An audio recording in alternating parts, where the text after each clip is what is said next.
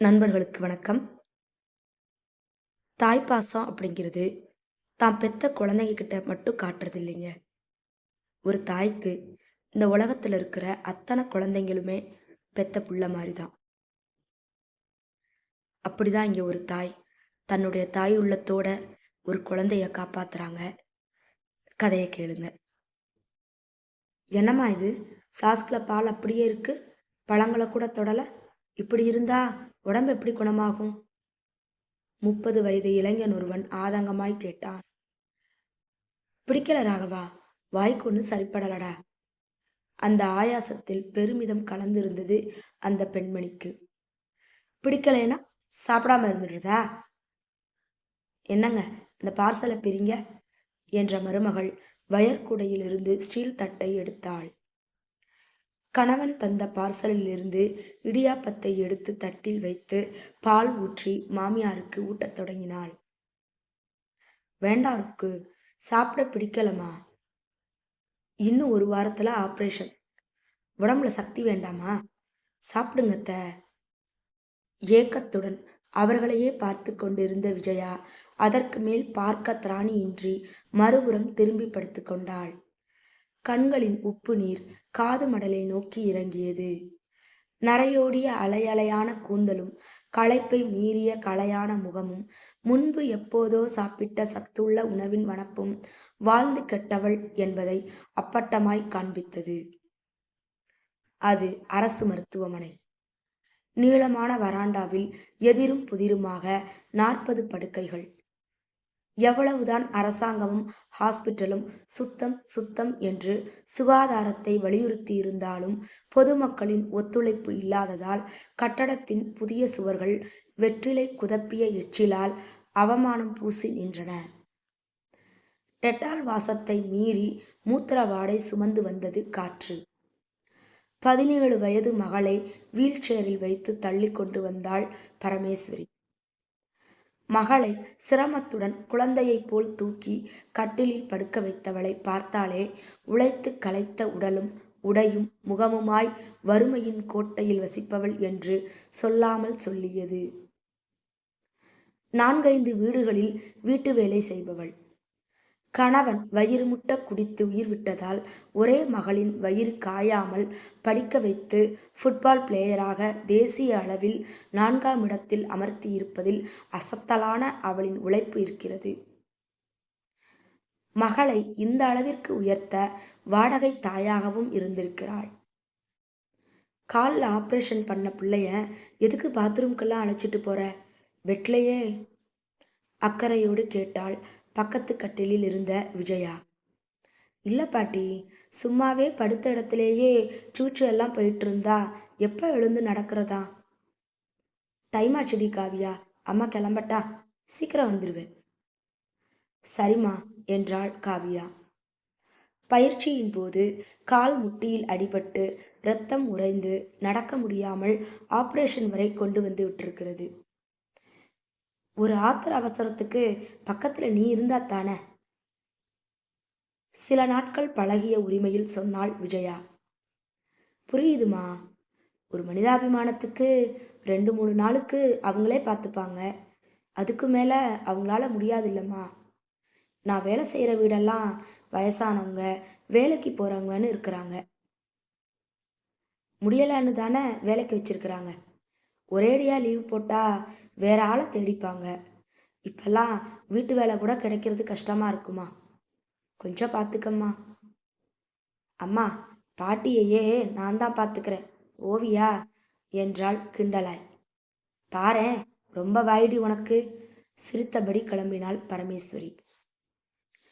போகும் அம்மாவையே பார்த்திருந்த காவியாவின் விழிகளில் நீர் பளபளத்தது.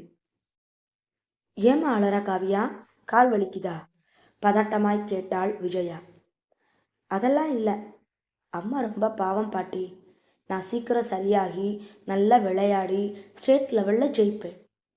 கவர்மெண்ட்டில் நல்ல வேலைக்கு சேர்ந்து எங்கள் அம்மாவை நல்லா பார்த்துக்கணும் பாட்டி. கன்னத்தில் உருண்டு வந்த முத்துக்களில் வைராக்கியம் மின்னியது. அந்த சிறுமியை பெருமிதமாய் பார்த்தாள் விஜயா. விஜயாவின் 65 வயது சரித்திரத்தில் அரசாங்க மருத்துவமனைக்கு முதன்முறையாக வந்திருக்கிறாள். தவறு அனுப்பி வைக்கப்பட்டாள். ஆள் படை என்று ஏகபோகமாய் வாழ்ந்தவள்தான் விஜயா. கணவர் நாகேந்திரன் எந்த தொழிலை தொடங்கினாலும் பணமாய் கொட்டியது. பணம் சேர சேர நல்ல குணங்கள் விலக ஆரம்பித்தன. இவர்களுக்கு ஒரு மகனும் 2 மகள்களும். எல்லோருக்கும் திருமணமாகிவிட்டது. செருக்கு மாமனிதர்களையும் மட்டமானவர்களாக ஆக்கும். இதை அறியாததாலோ என்னவோ நாகேந்திரனின் வியாபாரத்தில் பெரும் சறுக்கல் ஏற்பட்டது. ஒரு வழியில் வந்த பணம் பல வழிகளில் வெளியேறியது. கடன் நெருக்கியது. மிச்சமிருந்த வீடுகள், சொத்துக்களை 3 பிள்ளைகளுக்கும் எழுதி கொடுத்துவிட்டு கடன்காரர்களுக்கு பட்டை நாமம் போட்டனர். செல்லா காசாகி போன செல்வாக்கு நாகேந்திரனை வெகுநாள் உயிரோடு வைக்கவில்லை. அவர் போன பின்பு விஜயாவின் நிலைமை இன்னும் மோசமானது. பலவித உடல் உபாதைகள் வாட்டி எடுத்தது. காச நோயும் இதய கோளாறும் அவளை உருக்குலைத்தது. எங்கே அவளின் காச நோய் தன் பிள்ளைகளை அணைத்து கொள்ளுமோ என்று பயந்த மருமகள் வலிய சண்டை போட்டு அவளை வீட்டை விட்டு வெளியேறச் செய்தாள். மகன் வாய்மூடி நின்றான். மகள்களை தேடிச் செல்ல பிரியப்படாத விஜயா தங்கை கமலாவிடம் அடைக்கலமானாள். இளம் வயதிலேயே விதவையான கமலா அக்காவை தாய் உள்ளத்துடன் அரவணைத்து கொண்டாள். விஜயாவின் இதயத்தில் 3 வாழ்வுகளும் அடைபட்டிருந்தது. சர்ஜரி பண்ணியாக வேண்டும். அவள் பெற்ற செல்வங்களிடம் சொன்னபோது பணமில்லை என்று கைவிரித்து விட்டனர். வேறு வழியின்றி அரசு மருத்துவமனையில் சேர்த்து விட்டாள் கமலா. எக்ஸ்போர்ட் கம்பெனியில் பணிபுரிந்து கொண்டிருந்த கமலா அக்காவுடன் ஹாஸ்பிட்டலில் தங்கி காலையில் சென்று விடுவாள். கமலாவால் அன்பையும் அரவணைப்பான முகம் மட்டுமே தர முடியும். அவள் கெப்பாசிட்டி அவ்வளவுதான். விஜயா 3 வேளையும் ஹாஸ்பிட்டலில் தரும் உணவை சாப்பிட்டு வந்தாள். அம்மாவை மகனும் மகள்களும் ஒரே ஒரு நாள் வந்து பார்த்தனர். அதோடு சரி. இன்னும் 2 நாட்களில் ஆபரேஷன். அதில் பிழைப்போம் என்ற நம்பிக்கை அதிகமாய் இல்லை.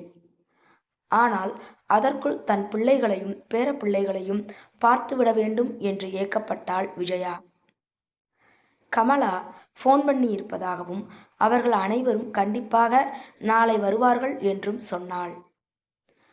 அந்த வார்டில் ஒவ்வொரு கட்டிலை சுற்றியும் உறவுக்காரர்கள் கூட்டம் இருந்தது. என்னை பார்க்க வருவார்களா? இதோ இவர்களைப் போல் ஏன் என் பிள்ளைகள் இல்லை? பாசம் என்பதெல்லாம் பொய்யா? நான் வசதியாயிருந்தபோது கமலாவுக்கு சிறு துரும்பு கூட கொடுத்ததில்லை. ஆனால் எந்த எதிர்பார்ப்பும் இன்றி அவள் காட்டும் அன்பில் சிறு அளவு கூட என் பிள்ளைகள் காட்டவில்லையே. காற்றை தராத கல் மரங்களால் யாருக்கென்ன லாபம்? நினைத்து வருந்தியவளுக்கு நெஞ்சு அடைத்தது. கண்ணீர் எட்டி பார்க்க முயன்றது. அப்போதுதான் பெரும் இரைச்சல், கூக்குரல்கள். தீ வேகமாய் அடுத்தடுத்த வார்டுகளுக்கும் பரவிக்கொண்டிருக்க கையில் கிடைத்ததை அள்ளிக்கொண்டும் நோயாளிகளை தூக்கிக் கொண்டும் உயிரை காப்பாற்றிக் கொள்ள முண்டியடித்து ஓடிக்கொண்டிருந்தனர். ரமேஷ், தீபா, எங்க இருக்கீங்க? எங்கும் குரல்கள். பயம், பீதி புற்றீசல்களாய் வாசலை நோக்கி பாய்ந்து கொண்டிருந்தனர். நெருக்கடியில் சிக்கி காலடியில் நசுங்கி உயிர்கள் நசுக்கப்பட்டன. விஜயா அதிர்ச்சியில் உறைந்து போனாள். நடக்கவே சிரமப்பட்டாள். ஆனாலும் நடந்தாள். கடவுளே, கடைசியா என் பிள்ளைகளை பார்க்கிற வரைக்காவது என்னை உயிரோட வச்சிரு. திடீர் அதிர்ச்சி அவள் இதயத்தை பிசைவது போன்ற வழியை தந்தது. மூச்சடைத்தது. அவ்வளவு கூட்டத்தில் முண்டியடித்து ஓட முடியவில்லை. அப்போதுதான் பாட்டி என்ற குரல் கேட்டது. திரும்பி பார்த்தவளின் உடம்பு உதறியது. காவியா கைகள் 2ஐயும் தூக்கி அபயக்குரல் எழுப்பிக் கொண்டிருந்தாள். பாட்டி, என்னை யாராவது விட்டு தூக்கிட்டு போக சொல்லுங்க. எனக்கு பயமா இருக்கு. என்னை காப்பாத்த சொல்லுங்க. அம்மா, அம்மா, தம்பி, அந்த பொண்ணை காப்பாத்துங்களே, அவளால் நடக்க முடியாது. எதிர்பட்டவர்களிடம் கெஞ்சினாள் விஜயா.